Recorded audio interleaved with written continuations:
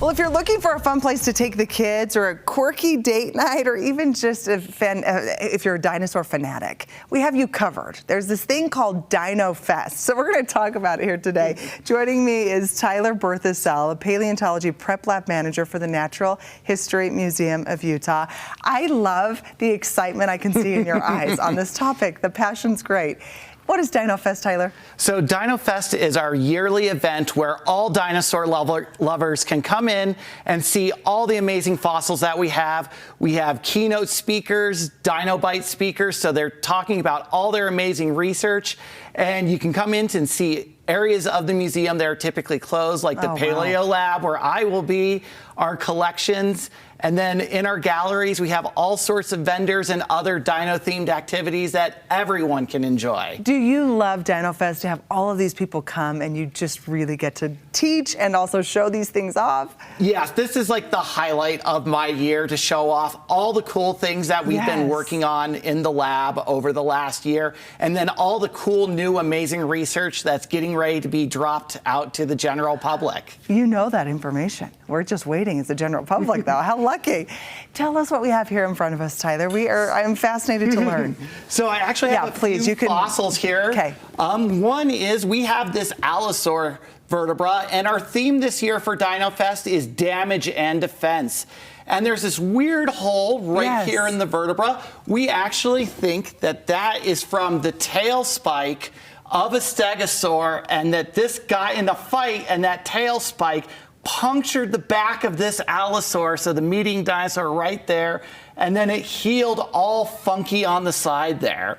So that's one of our examples of like dino damage or defense that we're talking about.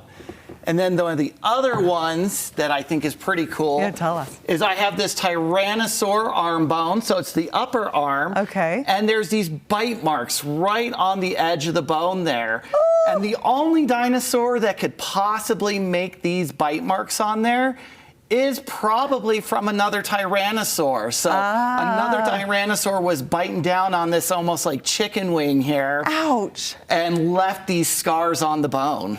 Okay, this is the thing. You have all the education, so I know this is scientific, but also your imagination has to go into play to try to put this all together, right?